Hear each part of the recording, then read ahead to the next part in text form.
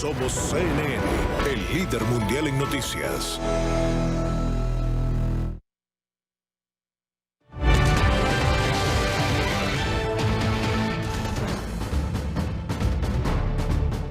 El ataque al campo petrolero de Arabia Saudita tiene una alta probabilidad de haber sido lanzado desde una base iraní cerca de Irak. Así lo dijo una fuente cercana a la investigación y agregó que los sauditas encontraron intacta parte de una de las armas utilizadas en el incidente con información. Una contienda electoral reñida es la que se vive en Israel. Es la segunda elección general en 5 meses. El primer ministro Benjamín Netanyahu busca la reelección, pero reconoce que su rival, el militar retirado Benny Gantz, es un fuerte contrincante. La Corte Suprema de Justicia del Reino Unido debate si es legal o no la suspensión de las sesiones del Parlamento británico por 5 semanas. La presidenta de la máxima corte recordó que la decisión no determinará cuándo y cómo el Reino Unido abandonará la Unión Europea. Y un informe de Human Rights Watch revela que la deforestación en la Amazonía de Brasil fue impulsada en gran medida por redes criminales poderosas y violentas. Muy buenas tardes. Les saluda María Alejandra Requena. Bienvenidos a Panorama Mundial. Comenzamos.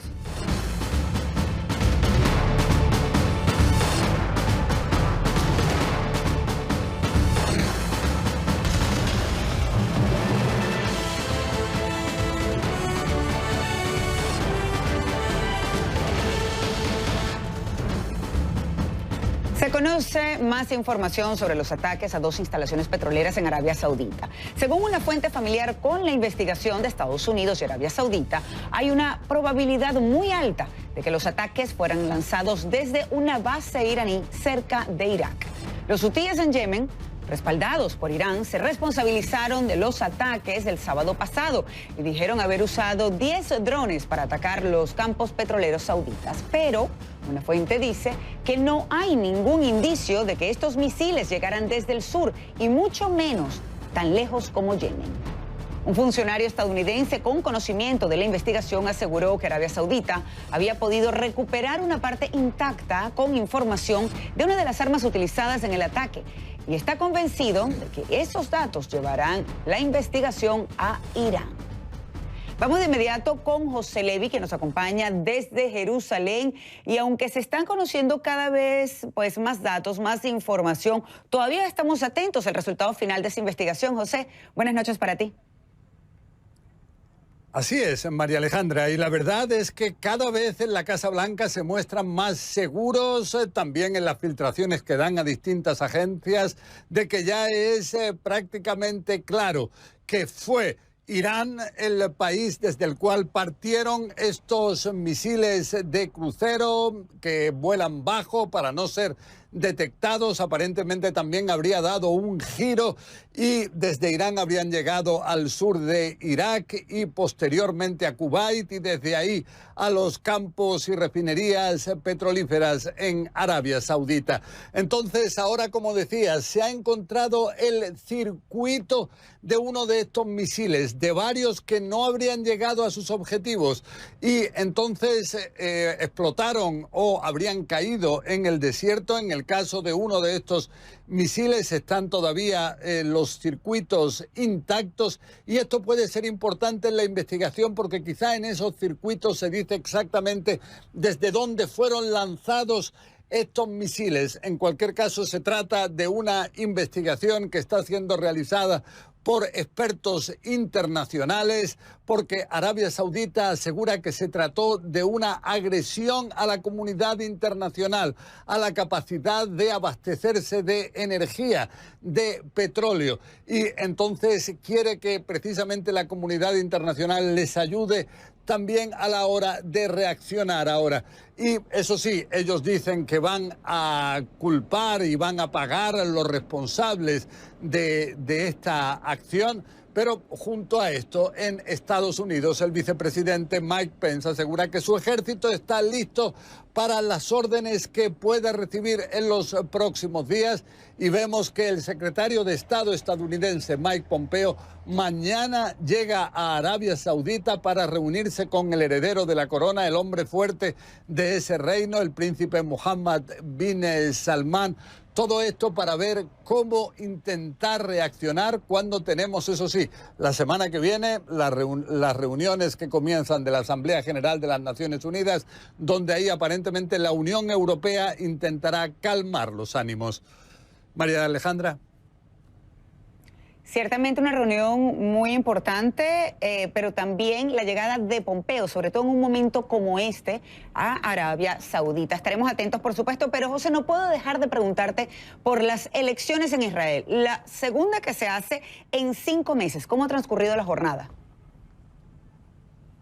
Bueno, ha sido unas elecciones que ya terminaron, cerraron los colegios electorales y entonces lo que tenemos ya son los resultados de los sondeos a boca de urna realizados por los 3 canales principales de las televisiones israelíes. En los 3 sondeos que todavía no son resultados definitivos, estos se sabrán en las próximas 7, 8, 9 horas, pero en esos sondeos preliminares se asegura que ninguno de los 2 candidatos centrales, ni Benjamin Netanyahu del partido Likud, ni tampoco Benny Gantz del partido Azul y Blanco, podría formar sin el otro un gobierno. O sea, podrían llegar a tener 57, 58 diputados de un total de 120 que son los que integran el Knesset en Israel. Pero entonces todo esto abre las posibilidades, caso de confirmarse estos sondeos a boca de urna,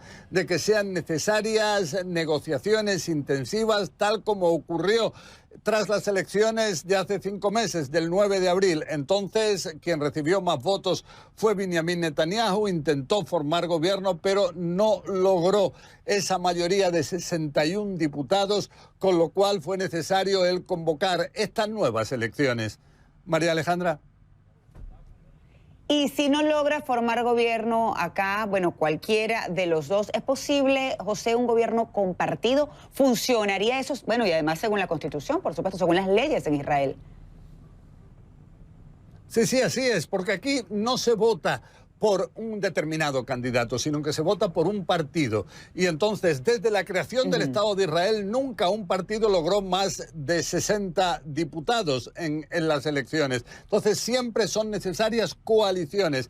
Y aquí tenemos a un elemento clave, que es a Víctor Lieberman, un exministro de Defensa, quien asegura que su partido, que aparentemente recibiría unos 8 diputados, va a apoyar a aquel candidato que llame a la formación de un gobierno de unidad nacional. Entonces, esa posibilidad, en el momento que Lieberman asegura que es la única que va a apoyar, pasa a ser bastante más real. Es de suponer que en las próximas semanas el presidente Reuven Ruvi Rivlin tenga contactos con los distintos partidos, que designe a alguien para formar gobierno, pero dice Lieberman que él lo apoyará únicamente si se llega a un gobierno de unidad nacional. La otra opción es volver de nuevo a las urnas por 3ª vez en menos de un año. María Alejandra. Vamos a ver qué sucede y sobre todo cuando sabemos que la directora general del Comité Central de Elecciones dijo que es probable que se sepa el escrutinio por lo menos del 80% de los sufragios a partir de las 2 de la madrugada, hora de Israel. Así que estaremos muy pendientes de tus reportes, José. Como siempre, un gusto tenerte en Panorama Mundial. Buenas noches para ti. Y definitivamente hay mucho en juego en esta elección en Israel, como nos explicaba José Levi. Los 120 escaños del Parlamento israelí están, por supuesto, allí para ser votados, para gobernar. Habrá que hacer aritmética, señores. El número mágico es 61 escaños, la mayoría absoluta. 2 son los partidos favoritos, el Likud de Benjamin Netanyahu y la Alianza Azul y Blanco de Benny Gantz. Pero ninguno de los dos obtendrá la mayoría. Esto nos lo estaba reportando también José Levi. Ahora, se presentan 29 partidos. Si un partido obtiene el 25% de los votos, recibe el 25% de los asientos del Parlamento. Por tanto, los resultados de los partidos pequeños serán cruciales. Podrían pasar semanas antes de conocer quién será el nuevo primer ministro de Israel. Y vamos a analizar este punto precisamente.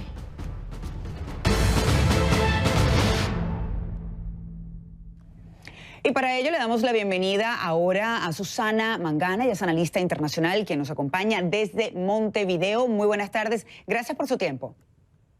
Muy buenas tardes, gracias por este contacto, María Alejandra. Susana, estoy segura que tú, así como muchos más, están siguiendo de cerca estas elecciones, las segundas en 5 meses en Israel. José Levi nos planteaba sobre una posibilidad de no formar acuerdo, de no llegar pues a un consenso, pues pudieran ir a una tercera elección en menos de un año. ¿Crees que eso es posible? Como ser posible puede ser. Tú decías que evidentemente va a hacer falta hacer encaje de bolillos, decimos en España, o aritmética, jugar con los escaños, jugar con los números. Ahora bien, yo creo que como en Israel no se vota a un hombre, sino a un partido, aquí lo que va a pesar finalmente es también la coyuntura. Es decir, lo que pesa en Israel es que los ciudadanos de aquel país votan siempre pensando en la estabilidad del país, en su seguridad y en cómo está en estos momentos el vecindario. Y claramente creo que ahí lleva una ventaja ligera, si acaso, un tanto escasa, pero lleva una ventaja por todos los años que lleva gobernando un primer ministro, un halcón, alguien que es muy hábil negociando y sobre todo que es alguien que ha diseminado también esa visión de que Israel tiene enemigos en el vecindario, tanto ante autoridades de Rusia como también de la propia Arabia Saudí. Hace algunos años, María Alejandra, esa especie de alianza que hoy reina entre la Casa Real Saudí y entre el premier Bibi Netanyahu, como se lo conoce popularmente, hubiera sido impensable. Y sin embargo, hoy ambos abonan la tesis de que el enemigo de mi enemigo resulta ser mi amigo. Por ese lado yo creo que puede haber una ligera, pero como digo, muy ínfima ventaja de Benjamín Netanyahu, que está acusado gravemente o de casos muy graves de fraude, de soborno, de corrupción, en definitiva, y es lo que está lastrando esa victoria del partido Likud en esta segunda vuelta de elecciones generales. El mismo Netanyahu reconoció que es una contienda muy ajustada, con resultados muy ajustados. Acabas de mencionar un punto que creo que es bien importante y que ha mermado un poco la popularidad de Netanyahu, a pesar de que ha buscado ese discurso nacionalista para tratar de mantener a los votantes. Pero las alianzas, Lieberman, por ejemplo, que sabemos que es uno muy importante, que pudiera inclinar la balanza hacia un lado o hacia el otro. Precisamente esas acusaciones a Benjamín Netanyahu son las que quizás hacen dudar a Lieberman, así como a otros, que pudiera enfrentarse a un proceso judicial. Exactamente, no solo esa acusación, sino también ya se ha manifestado por activa y por pasiva el exministro de Defensa, un hombre duro, también Lieberman, del partido Israel Nuestro Hogar. Él es un partido laico, él quiere ver que realmente los ortodoxos y ultraortodoxos tengan que realizar el servicio militar, algo que no ha podido implementar Benjamín Netanyahu porque le hubiera costado muy caro a nivel político cuando se ha aliado siempre con las fuerzas religiosos de ortodoxos y ultraortodoxos. Por eso, a menos que cambie de posición ahora Lieberman, realmente no sería posible esa alianza, o por lo menos no lo sería con Benjamín Netanyahu al frente. Puede ser también, María Alejandra, otro escenario que se abre, otra puerta que se nos perfila en el horizonte, es que el partido Likud decida proponer otro candidato para negociar un gobierno de coalición. En cualquier caso, Benjamín Netanyahu tuvo que anunciar realmente que era una elección muy ajustada. No nos olvidemos también que hizo una promesa, la de anexionar el 25% de Cisjordania en caso de que él vuelva a ganar estas elecciones. Bibi Netanyahu sabe muy bien cómo ganar el corazón, cómo ganar la sensibilidad de los votantes en Israel y se muestra como un hombre capaz de anteponer la seguridad y la estabilidad del Estado de Israel ante cualquier amenaza. Y eso pesa mucho a la hora de ir al voto en un país que está dividido, como ya lo vemos, pero que todavía teme por su seguridad en un vecindario que todavía se le antoja peligroso. Y sin embargo, él mismo reconoce que es una contienda muy ajustada, es decir, que ese discurso no le hace sentir tan seguro de obtener esos votos. Le preguntaba a José y quiero saber tu opinión. ¿Es posible? ¿Crees que ese es uno de los escenarios que se puedan dar en Israel, un gobierno compartido? Sí, yo creo que van a tener que compartir, tanto azul y blanco como el Likud van a tener que llegar a una negociación. No creo que les interese volver otra vez a las urnas, eso no sería un escenario muy lógico en estos momentos y por tanto yo creo que van a tener que hacer concesiones ambos contendientes, ¿verdad? Por otro lado, no olvidemos, María Alejandra, que hoy mismo, mientras estaba acudiendo a las urnas en Israel, había un tribunal en La Haya, en Holanda, que estaba planteándose si admitir una querella de un ciudadano palestino holandés que quiere llevar al dirigente, al contendiente de Netanyahu, al dirigente Gantz de Azul y Blanco, un ex general y un ex combatiente entonces de las Fuerzas Armadas de Israel, a juicio por crímenes de guerra. Entonces tenemos que ver que en estos momentos todo tiene que ver con todo, es decir, todo pesa y puede inclinar la balanza, pero yo creo que la palabra clave es seguridad, María Alejandra, y ahí Benjamín Netanyahu sabe muy bien cómo jugar esa baza. Así es, y lo vimos durante la campaña. Hoy mismo, mientras que estaban votando, pues en Israel seguían haciendo campaña y esa era de las propuestas, banderas, seguir con la seguridad y protegiendo a Israel. Al menos eso era lo que decía Netanyahu. Vamos a ver qué sucede, estaremos atentos. Susana, te agradezco muchísimo por tu tiempo el día de hoy. Susana Mangana, analista internacional, acompañándonos hoy desde Montevideo. Buenas tardes. Buenas. España va camino de celebrar nuevas elecciones generales en noviembre, señores. El presidente del gobierno, Pedro Sánchez, lleva desde abril tratando de negociar una coalición. Tras una primera investidura fallida, el rey Felipe VI determinó que no existe consenso entre los partidos y, en consecuencia, no propuso ningún candidato a presidente del gobierno. Vamos hasta Madrid, España. Desde ahí nos acompaña Pau Mosquera con los detalles, con esta información. No es la primera vez que esto sucede en España y lamentablemente vemos una vez más cómo se repite el mismo escenario, inclusive cuando Rajoy también trató de formar gobierno. Ahora le toca entonces a Sánchez y no ha podido lograrlo. Pau, un gusto saludarte. Muy buenas noches, María Alejandra. Así es, el multipartidismo aquí en España parece que aún no se está terminando de entender del todo y nuevamente aboca a que España entonces se dirija a unas nuevas elecciones. En este caso, este martes tenía lugar la segunda ronda de consultas por parte del monarca Felipe VI con los diferentes partidos políticos aquí en el país. Al ver y constatar que ninguno de los candidatos, en este caso la candidatura de Pedro Sánchez, reunía los apoyos suficientes para ser presentado en un nuevo debate de investidura, comunicaba a la presidenta del Parlamento español, Meritxell Batet, que no iba a proponer ningún candidato para que se realizase pues este debate para un candidato que pudiera asumir la presidencia del gobierno español. La misma presidenta Meritxell Batet así lo daba a comunicar también hace unos minutos a los medios de comunicación. También comparecía el presidente del gobierno español en funciones, Pedro Sánchez, para dar cuenta de esta noticia de última hora que les estamos reportando. Lamentaba que no se hubiese dado la situación para poder realizar un debate donde pudiese fructiferar esta candidatura y así llegar a la presidencia del gobierno. Tuvo duras palabras y reproches, en este caso para el que era su socio preferente, Pablo Iglesias, de la formación Unidas Podemos, quien en este caso mantenía negociaciones para intentar ver si lograban este consenso que lo alzase a la presidencia del gobierno. Preguntado a Pedro Sánchez si hacía autocrítica de esta situación y asumía su parte de la responsabilidad, alegaba que había hecho grandes esfuerzos de negociación para que todo esto tirara adelante. Lo escuchamos. Lo he intentado por todos los medios, pero nos lo han hecho imposible. He procurado conformar un gobierno para España. Y digo un gobierno, no cualquier gobierno, sino el que, a mi juicio, necesita España ante los desafíos que tenemos por delante. Un gobierno moderado, sin frentismos, desde el acuerdo, que gobierne desde valores progresistas, pero que lo haga para la mayoría social de nuestro país, con vocación de transformación y también de acuerdo en las grandes reformas que necesita España. El único límite ha sido no aceptar un gobierno minado de entrada por la división y por la desconfianza y un gobierno cuya estabilidad no descansara exclusivamente en las fuerzas independentistas. Contra las duras palabras que lanzaba Sánchez a Pablo Iglesias, de la formación Unidas Podemos, este se defendía acusaba de arrogante a Pedro Sánchez, así como de que no entendía las reglas del multipartidismo que se estaba dando y se dan en este momento en España. Así es, pues, que el próximo lunes, día 23 de septiembre, el monarca Felipe VI disolverá las Cortes y se procederán a convocar elecciones para el próximo 10 de noviembre. María Alejandra. Increíble, los españoles entonces tendrán que volver a las urnas. Pau, te agradezco muchísimo por la información que nos traes hoy a Panorama Mundial. Que tengas buenas noches. Pau Mosquera en directo desde Madrid.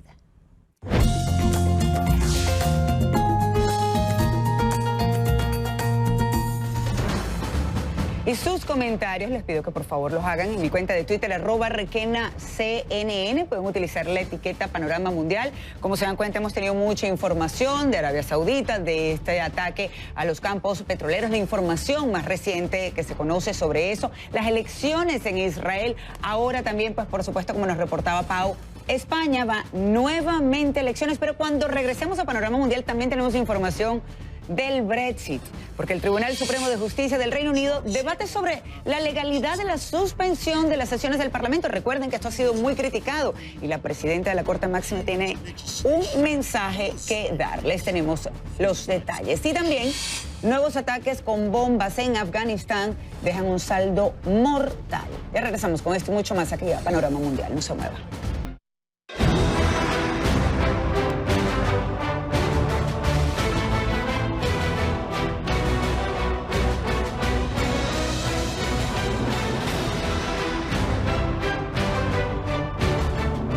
La medida del primer ministro británico de suspender las sesiones del Parlamento se debate en la Corte Suprema del Reino Unido. Boris Johnson asegura que fue perfectamente legal y que los primeros ministros siempre lo han hecho.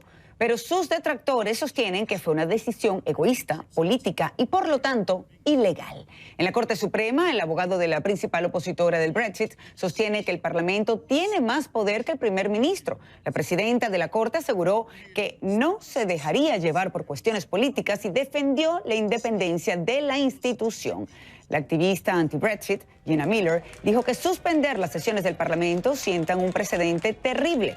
Agregó que Johnson está socavando la democracia de una manera sin precedentes. A la medida de Miller se le unió el ex primer ministro John Major. Y nos acompaña ahora Claudia Rebasa desde Londres con más información. Claudia, muy buenas tardes, buenas noches para ti. Recordamos a nuestra audiencia que es usual que se haga la suspensión de un parlamento. El mayor problema aquí es que se hace tan cerca a la salida, en teoría, del Reino Unido de la Unión Europea el próximo 31 de octubre.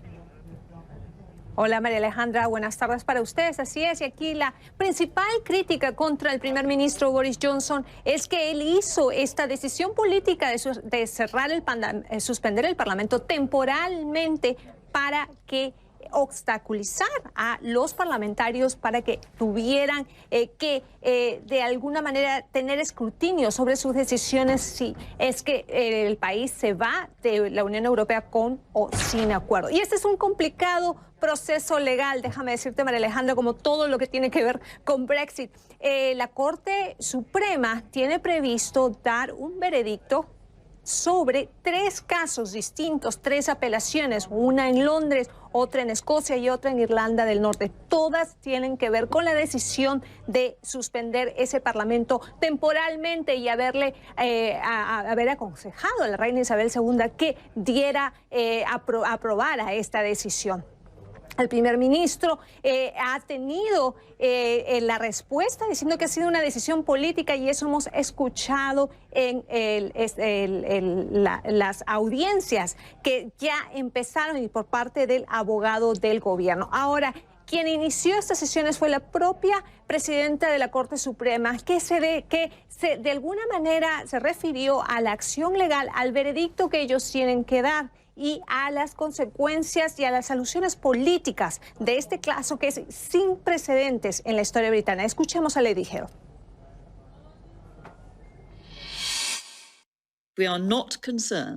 No estamos preocupados por las implicaciones políticas que forman el contexto de esta cuestión legal. Como será evidente cuando escuchemos los argumentos legales, la determinación de este problema legal no determinará cuándo o cómo el Reino Unido abandona la Unión Europea. Ahora, se tiene previsto 3 días de audiencia, María Alejandra, mínimo, para que escuchemos los argumentos de todas las partes involucradas. Se tiene previsto que por lo menos un veredicto final fuera anunciado quizás el jueves, quizás el viernes o, si las cosas se ponen mucho más complicadas, la próxima semana. María Alejandra. Claudia, y pues por supuesto, parece mentira, se sigue complicando el panorama, el escenario, y dependiendo de lo que diga, pues la Corte Suprema, sabemos que pudieran haber distintos escenarios. Eso sí, la presidenta dijo que eso no influiría en la decisión que ellos tomen sobre cuándo y cómo saldría el Reino Unido del bloque de la Unión Europea. Pero ¿cuáles son esos escenarios posibles? Así es, María Alejandra. Este es un caso sin precedentes. Para darte una idea, hay 11 jueces quienes se están sentando y van a dar ese veredicto. Generalmente en un caso normal hay 5 a 6 jueces. Y es que es tan complicado que, según analistas, abogados y gente que tiene alguna idea de lo que puede traer este veredicto de la Corte, hay 2 opciones por lo menos. Uno es que la Corte decida si es que ellos pueden dar un veredicto sobre lo que el gobierno argumenta es una decisión política. Si es que el organismo de justicia, la Corte Suprema en este caso, puede dar un veredicto sobre una decisión del gobierno. 1. 2. El otro veredicto que puede seguir, si es que ellos dicen que sí, que pueden dar este veredicto sobre una decisión del gobierno, es que si la decisión de Boris Johnson de suspender el Parlamento temporalmente fue legal o no, y si buscó obstaculizar el trabajo de los parlamentarios o buscó promover la agenda del gobierno, como argumenta el gobierno. Ahí hay 2 escenarios, pero todavía, como te digo, como no hay precedentes en este caso, y hay que recordarle a nuestros televidentes también que Gran Bretaña no tiene una constitución escrita, toda la ley se basa en precedentes. Como este caso no tiene precedente, pues tendremos que ver cómo van los argumentos de todas las partes, y de ahí tendremos una idea a dónde vamos con este caso sin precedentes. Pero si el gobierno de Boris Johnson pierde, sería un golpe bastante fuerte. María Alejandra. Sigue la incertidumbre, Claudia. Increíble cuando falta tan poco tiempo para que se concrete el Brexit, en teoría. Muchísimas gracias por la información, Claudia Rabasa, desde Londres. Que tengas muy buenas noches.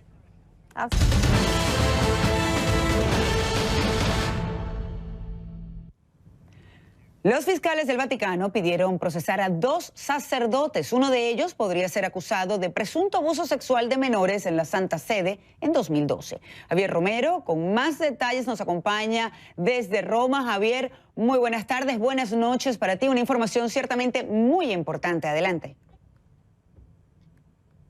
Muy buenas noches, María Alejandra. Pues efectivamente es una información muy importante porque digamos que el Vaticano va a procesar a 2 sacerdotes, uno por abusar presuntamente y otro porque presuntamente encubrió al abusador. 2 sacerdotes que trabajaban en un colegio que hay dentro del Vaticano, un colegio en el que van jóvenes, niños, y es un colegio donde lógicamente hay una fuerte formación religiosa para aquellos que en un futuro quisieran ser sacerdotes, dar el paso cuando sean mayores de edad y entrar en el seminario. Pues bien, estos 2 sacerdotes están siendo investigados desde el punto de vista civil, no desde el punto de vista canónico, y todo esto gracias a la reforma legislativa que el Papa Francisco ha puesto en marcha este año después de esa cumbre que hubo a finales de febrero sobre los abusos sexuales. ¿Por qué digo esto? Porque los abusos, según la anterior legislación, solo podían ser denunciados si había pasado antes de que pasara un año de los hechos. El Papa Francisco ha cambiado esta legislación y ahora pues se ha podido reabrir el caso, que como digo es un caso, digamos, civil y que por tanto los acusados, en el caso de que se demuestre su culpabilidad, podrían ir a la cárcel en el Estado Ciudad del Vaticano. Y hay otra cosa importante en este hecho y es el hecho de que pueda servir de ejemplo sobre todo para el resto de diócesis del mundo, porque lo que salió de esa cumbre de menores de finales de febrero es la importancia de sensibilizar a los católicos, sensibilizar a los laicos para que denuncien, para que tomen la iniciativa y en este caso digamos que el Vaticano podría estar predicando con el ejemplo, aunque por supuesto todavía son muchas las causas, no solo en el Vaticano sino en otros lugares de otros lugares del mundo que están estudiándose en la Congregación para la Doctrina de la Fe. Hay muchas causas por resolver, muchas causas irresueltas, pero esta podría ser de alguna forma, María Alejandra, un ejemplo de esa reforma que se está llevando a cabo dentro del Vaticano. Un pequeño signo que podría llenar, por decirlo de alguna forma, de esperanza en el sentido de que las cosas sí están cambiando. Y que se haga justicia sobre todo eso. Pero ya que hablabas que pues este es sencillamente uno de los tantos casos, hay uno importante como el del cardenal Pell en Australia. ¿Qué nos puedes decir al respecto? Pues se puede decir que afronta una etapa decisiva. El cardenal Pell fue condenado por un jurado, hizo el recurso, presentó el recurso y los 3 jueces que vieron, estudiaron ese caso, 2 de ellos lo declararon culpable, otro inocente. Por tanto, volvió a ser declarado culpable y ahora solo tiene la última oportunidad, que es la de recurrir a la Corte Suprema de Australia. Y la novedad es que la Corte Suprema sí que ha reconocido que ha recibido de parte de los abogados de George Pell, del cardenal, digamos, la solicitación a través de la cual piden que estudien el caso. Si deciden hacerlo, digamos que se presentaría para el cardenal George Pell la última oportunidad para intentar limpiar su nombre y sobre todo para salir de la prisión en la que está en estos momentos, María Alejandra.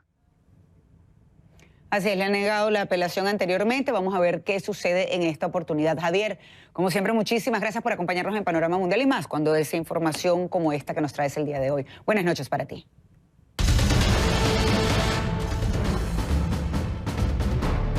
Equipos de emergencias y fuerzas militares en alerta luego de 2 ataques suicidas en Afganistán. Uno de ellos ocurrió en Kabul con un saldo de 22 muertos y 38 heridos. Otro ocurrió en la provincia de Parwan, en un acto del presidente Ashraf Ghani, donde murieron 26 personas y 42 resultaron heridas. El talibán se responsabilizó de los hechos. Esto ocurrió en el marco de la campaña por las próximas elecciones presidenciales.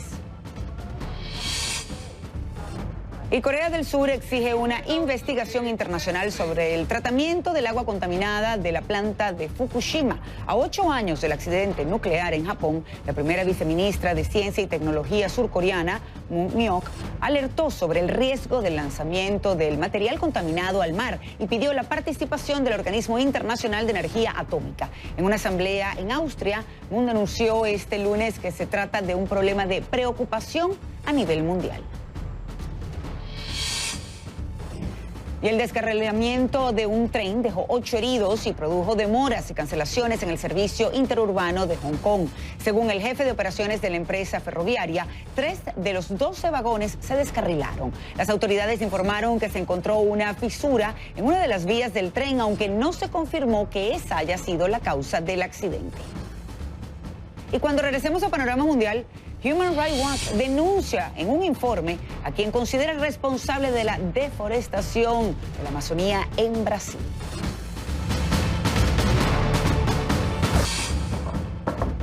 El Parlamento de Indonesia elevó la edad mínima en la que las mujeres pueden contraer nupcias. Anteriormente se consideraba legal el casamiento a los 16 años. A partir de la entrada en vigencia de la norma, la edad aumenta a 19 años. La medida pretende disminuir el matrimonio infantil. Según UNICEF, 14% de las niñas en este país se casan antes de los 18 años, aproximadamente 1% antes de celebrar sus 15 primaveras.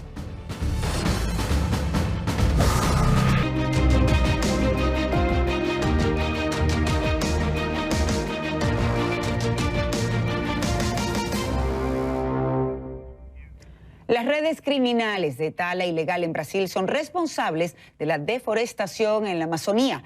Así lo documenta Human Rights Watch en un informe. Según la organización, estos delincuentes usan la violencia y la intimidación para operar, y el gobierno de Brasil no ha hecho una investigación adecuada al respecto. Estas redes criminales tienen la capacidad de coordinar la deforestación, el procesamiento y la venta de madera a gran escala.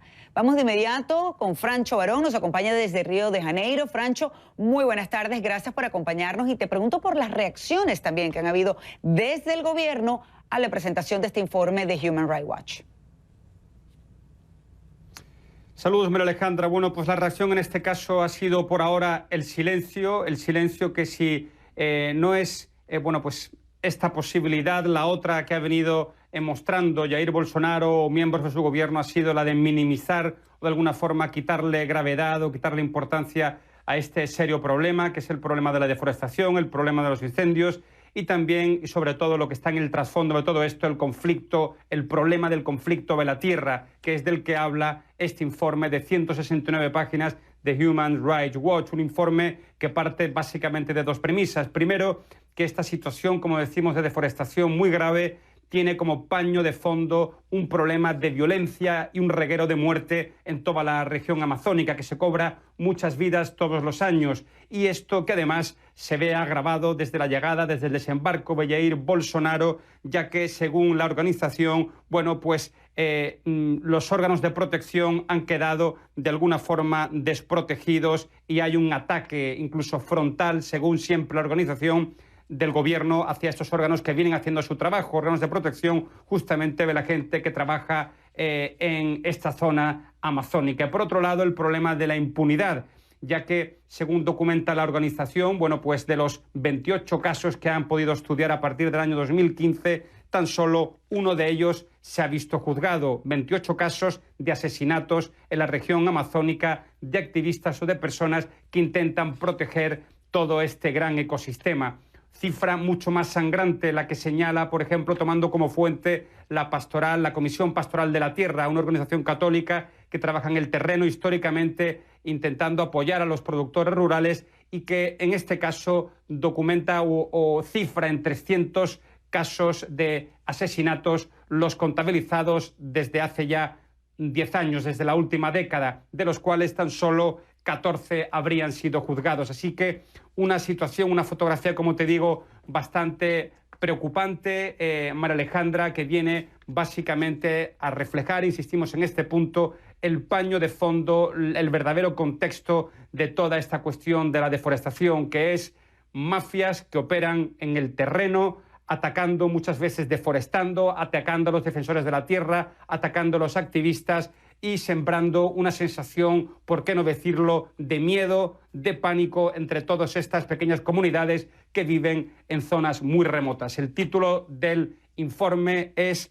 Las mafias del IP, como último apunte, María Alejandra, y el IP es básicamente un árbol amazónico, un árbol que crece en toda esta región, cuya madera tiene un altísimo valor en el mercado tanto brasileño como mundial. María Alejandra. Y ahora es una organización internacional como Human Rights Watch lo que está poniendo y señalando sobre todo lo que sucede según su investigación en este informe. Esperaremos entonces a ver si el gobierno de Bolsonaro se pronuncia. Muchísimas gracias, Francho Barón, por acompañarnos desde Río de Janeiro con la información. Como siempre, un gusto tenerte en Panorama Mundial. Buenas tardes.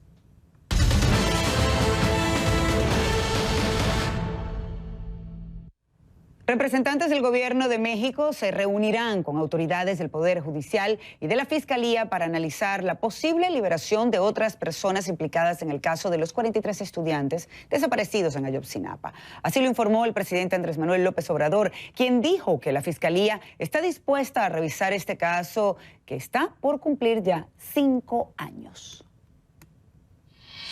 Primero, ya se había presentado una queja de parte de nosotros, formal, tanto al Poder Judicial como a la Fiscalía, desde las primeras liberaciones.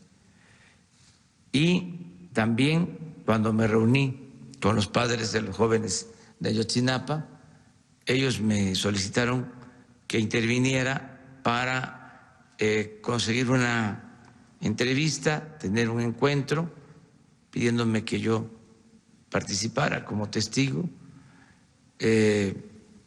y se va a llevar a cabo esa reunión.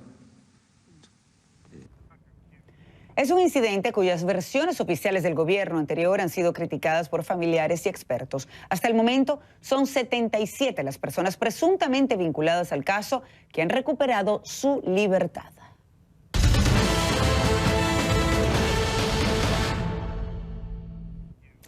Toda la población de Ecuador podría haber sido afectada por la filtración masiva de datos que se reportó este lunes. El motivo es que se calcula que quedó expuesta la información de más de 20 millones de personas, entre ellas unos 7 millones de menores de edad. La filtración tiene su raíz en un servidor ubicado en Miami que pertenece a la empresa ecuatoriana de consultoría Novastrat. En ella quedaron expuestos datos personales como números de identificación nacional, así como información financiera. Y vamos a hacer una muy breve pausa, pero cuando regresemos, los deportes. Lionel Messi comienza la Liga de Campeones. Señores, desde el banco tenemos la información, no se muevan.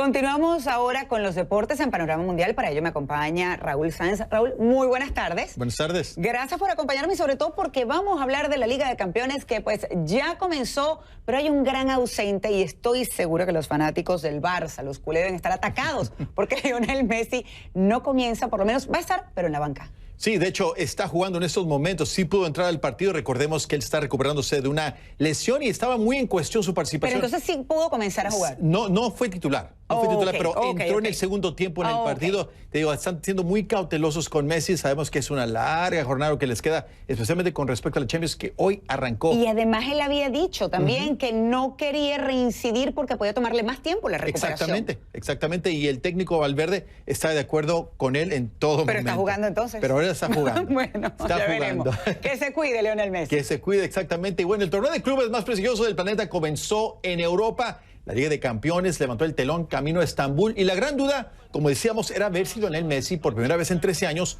no sería titular en el partido inaugural con el Barcelona. El astro argentino sufrió en la pretemporada una lesión en el gemelo derecho y Ernesto Valverde, el técnico del Barça, hasta último momento decidió guardar al argentino. Messi entró al partido al minuto 58. Y bueno, también por el grupo F, en el empate de Inter 1-1 ante la visita del Slavia de Praga, tampoco estuvieron los sudamericanos Alexis Sánchez, Diego Godín y Matías Vecino. El equipo checo sorprendió con el gol de Peter Olaini, pero el Inter encontró el empate con Nicolo Varela. En 2 semanas, el mismo Inter visitará al equipo del Barcelona. Bueno, y vamos a ver qué pasa.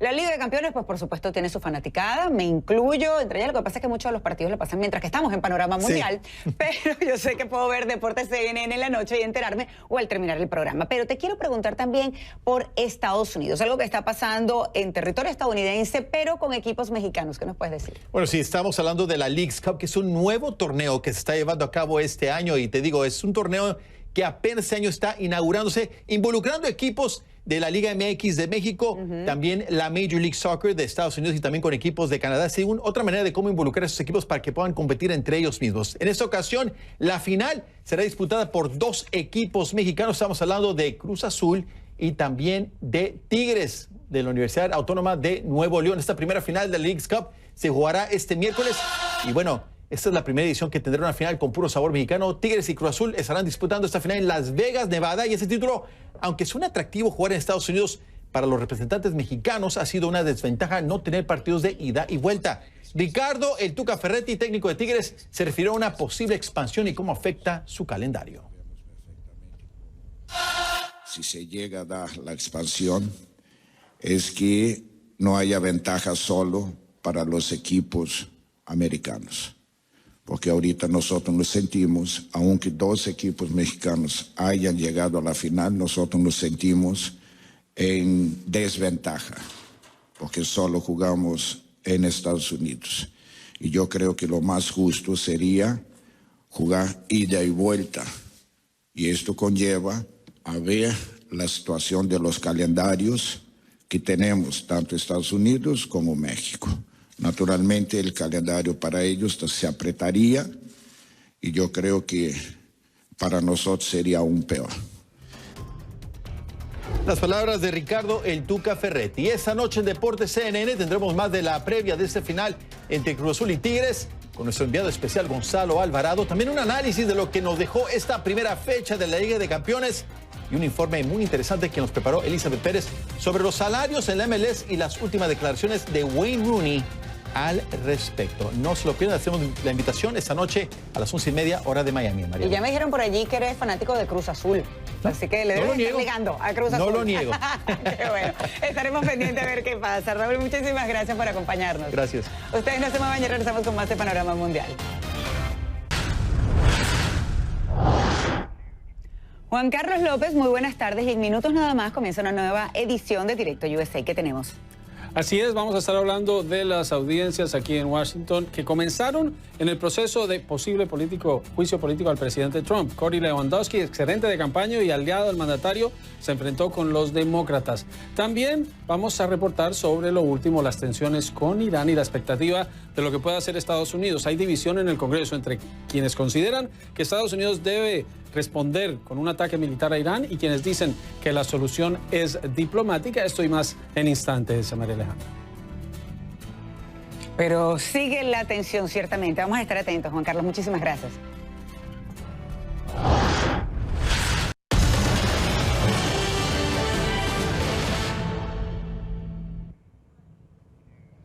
Y si me lo permiten, quiero tomarme este tiempo para agradecerle a todos ustedes. Sí, a ustedes por acompañarme durante este año, porque un día como hoy, pero en 2018, comenzábamos juntos un nuevo camino. Hace un año exactamente, comencé como presentadora de Panorama Mundial junto a un equipo maravilloso que desde Atlanta trabaja arduamente todos los días para que juntos podamos llevarle a todos ustedes la mejor y más importante información del día.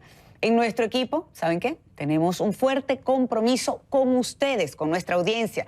Y no dejaremos de hacer nuestro trabajo, llevarle de lunes a viernes a las 4 de la tarde, hora de Miami, las noticias más relevantes del mundo. Lo que sucede, por supuesto, en Europa, en Asia, en nuestro continente. Estamos siempre atentos para que ustedes puedan tener un día lleno de la información más importante y, sobre todo, sabiendo que es veraz, que es real. Así que muchísimas gracias, mil gracias por el apoyo que me han dado a lo largo de este año, por la compañía y por el cariño. También por su participación a través de las redes sociales, que siempre ha sido muy activa a lo largo de la hora que puede durar este programa Panorama Mundial. Sé que muchos de ustedes están con el Twitter, pues opinando de los distintos temas que tenemos y sabemos que muchas veces se siente como ajeno, porque a lo mejor nos damos cuenta que puede ser muy lejos. Pero no, a todos nos compete, a ustedes les importa, a mí también. Así que gracias nuevamente por acompañarme durante este año y que sean muchos más los que pues vengan estando aquí en Panorama Mundial acompañándonos todas las tardes de 4 a 5 de la tarde, hora este de Estados Unidos. A ustedes los invito entonces para que nos acompañen también este miércoles cuando regresemos con una nueva edición de Panorama Mundial. Señores, muchas gracias y espero que por supuesto tengan un feliz martes. Ahora se quedan en compañía de Juan Carlos López y Directo USA a través de CNN en español.